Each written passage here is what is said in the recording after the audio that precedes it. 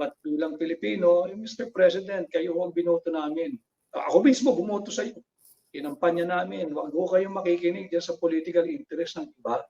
At umasa yung tao sa inyo, wag sana nating biguin dahil lamang sa personal at politikal.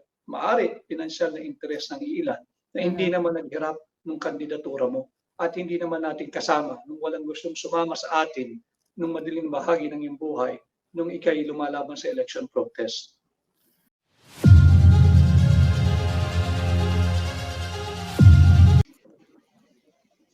Okay, atras natin ang 2022. Nung nanalo na, ako honestly, Marlica, I have always been honest sa aking mga panayam. Wala akong pag nanalo, dapat ganito ako, ganyan ako, ganito. Wala. Okay ako kahit walang pwesto. At alam niya yun. For me, imaginein mo yung pinaka-bumuhian na personalidad na politikal sa bansa ay natulungan mong manalo. Yes. Hindi ba? That alone is a very, very big accomplishment and is a testament on the quality of work and efficiency that you have rendered and exhibited. Para sa akin, hindi mayabang pero may level of contentment lang naman ng mga tao. Siguro yung sa akin, happy na ako sa gano'n. Parang, and kasi kasali na ako sa kasaysayan, bahagi na ako ng kasaysayan. Yeah. At what is there to prove?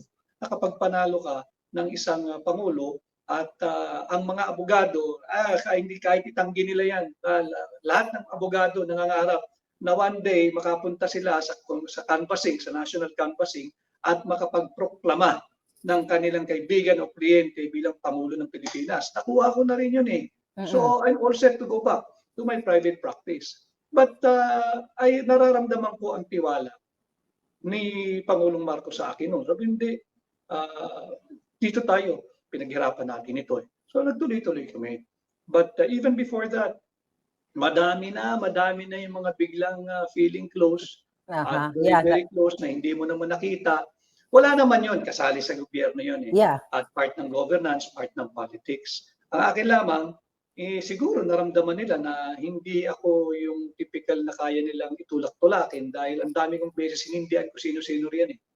Opo. Ang panantayan ko, Maharlika, sabi ko sa kanya ito in one of our many lunches during the time that I was there. Dahil pag nagla-lunch yan, happy naman ako dahil papatawag ako niyan. Kilala mo rin yun, ngayon Yusek na, si Yusek Cha.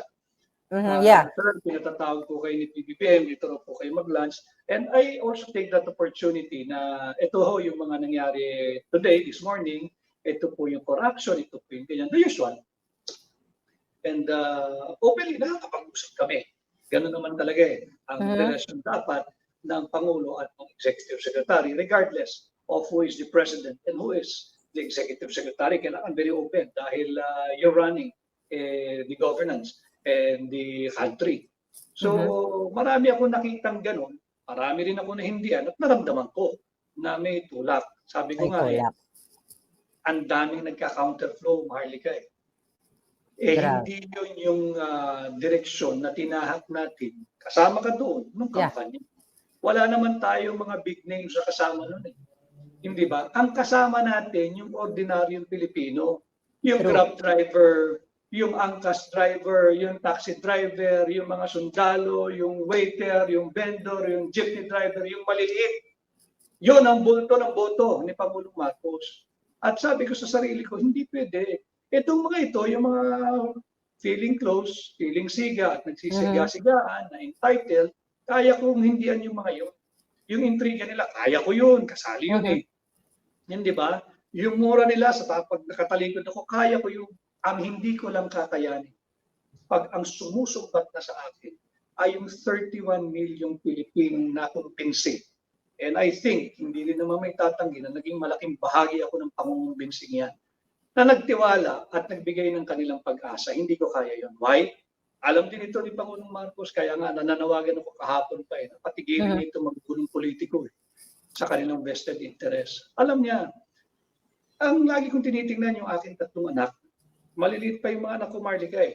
At ang akin, sabi ko nga, ang the best legacy really for me, Pagkatapos namin, nung 6 na taon, darating yung panahon, hindi ko na panahon panahon na ng mga bata, maglalakihan yan, darating sila sa pinagdaanan natin, maghahanap ng kanilang sariling identity, trabaho, at they will find their own fortune, they'll find their own wealth, they will have, eventually, they will have their own lives.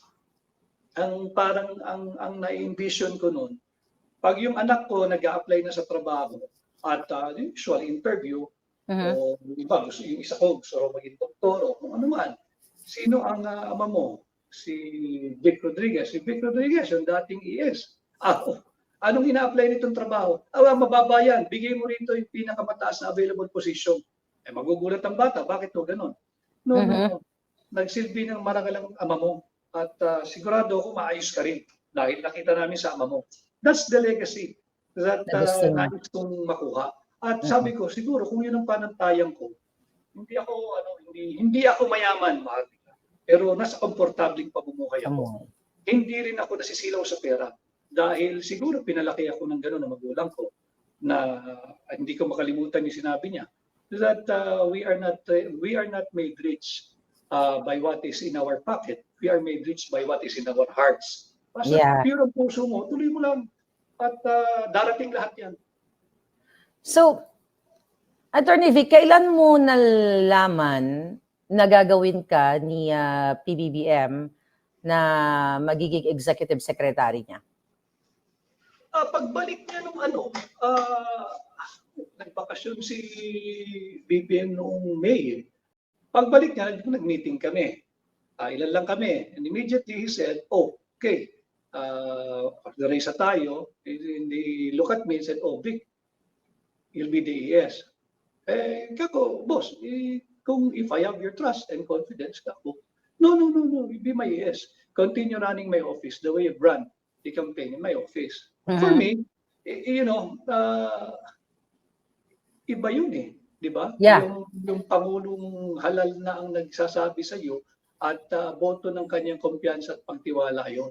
So ako naman, kako, okay, lalo kong pahalagahan ang tiwalang yan. Kasi sabi ko nga lagi, the usual, yung mga nag-iintriga, nung walang-wala nga kami, nagkasubukan Wala namang nasilaw sa amin Diba? Napatunayan mo na, nanalo na So ang tanong ko sa inyo, Attorney Vic, may pagkakataon po ba, nung kayo ay nasa kanila pa, kasama kayo sa Malacanang, sa gobyerno, may pagkakataon po bang narinig niyo man lang na something verbal abuse or anything konting physical abuse galing sa kay Liza Marcos to BBM? Nakikita ko yung mga ibang comment na ako daw ay parang umiiwas, etc. Hindi naman, Marlica, kailangan lang siguro mapaunawa ko sa inyo na our relationship is special in a way na nandun ako sa loob So siguro kung inyong mamarapatin, hindi ko na lang para sagutin yung mga ganyang bagay at katanungan. I really hope. I understand that, Attorney Vic. I totally understand that. Yeah. So, move on na po ako sa susunod kong tanong. As his executive secretary, ano po ang nakita niyong napakalaking failure na ginawa ni Bongbong Marcos kung bakit naging ganito na ngayon ang sitwasyon? Pinabanggit ko kanina, he needs to be more assertive. At kinakailangan, isang presidente, siyang binoto. Huwag siyang makikinig doon sa political interest ng ilan na kapaligid sa kanya. Dahil hindi binoto yun. And I have always been honest and candid with him. And I've told him this many times, that I have been honest with you, not just financially, not just intellectually, but even emotionally. Pagka may mga nangyayari, yung bakbakan noon na intriga, kami lang naman nag-uusap At lagi niya sinasabi sa akin, relax lang, huwag mo nang pansinin yung mga yan dahil marami ako mga importanteng pinagagawa sa iyo. I don't want you to be distracted. And I listen to him because ganun yung respetuhan namin. Kaya ngayon siguro, from the outside, wala naman ako sa posisyon magbigay ng payo, but bilang Pilipino, Mr. President, kayo ang binoto namin. Ako mismo bumoto sa iyo. Kinampanya namin, huwag kayong makikinig sa political interest ng iba. at umasa yung tao sa inyo, huwag sana nating biguin dahil lamang sa personal at politikal, maari pinansyal na interes ng ilan na hindi naman naghirap ng kandidatura mo at hindi naman natin kasama nung walang gustong sumama sa atin nung madaling bahagi ng iyong buhay nung ikay lumalaban sa election protest. Nung in-appoint ni Bongbong Marcos ang kanyang sarili bilang Department of Agriculture Secretary, ano po kung nandoon po kayo nung mga moment na yon, ano po ba talaga ang napag-usapan or yung intention niya para sa DA? Ang intensyon niya talaga ayusin ang DA. And believing that it will be easier to dismantle the kalokohan, Smuggling. the groupings there, the smugglings, the smugglers, yung cartel doon, kapag ang mag-acting secretary ay ang Pangulo dahil nga you have all the resources of the Office of the President coupled with the resources of the Department of Agriculture Secretary. At maganda naman, yung it's a noble intention actually. So mahusay, di ba? But of course, yun nga, yan ang nangyari. So, kung meron man po kayong pwedeng sabihin sa kanya, maliban dun sa mga nabanggit nyo na, para ma-repair, okay, itong mga problemang kinasasakdalan ng taong bayan. Ano po yun, Attorney Vic? Balikan lang niya yung 31 million mandato niya.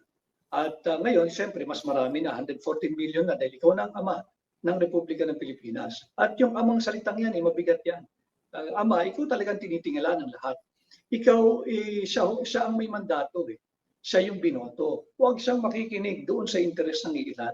Gawin lang niya yung ginagawa during the early formative days of his administration. He will never go wrong. Tanggalin lang yung interes na mapanatili sa pwesto. He will never go wrong. He was. And I'm still hopeful, but from where I sit now, I guess ganun ka rin.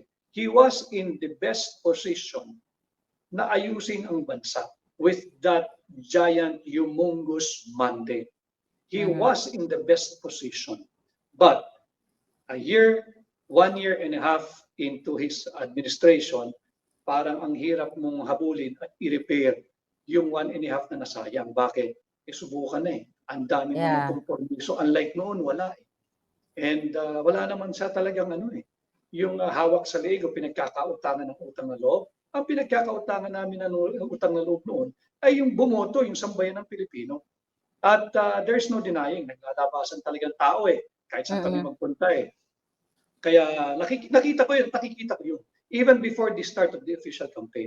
Yun lang ang balikan niya, yung mga gunitang yun, yung mga alaalang yun, yung mga maliliit na tao na tumulong sa kanya, gumagastos ang sarili nilang pera because back then, he was the ultimate representation of somebody na makakapagpabago at magbibigay ng maraming oportunidad sa Pilipinas at Pilipino. Yun lang ang balikan niya, nalalaban sa korupsyon, di ba? At sayang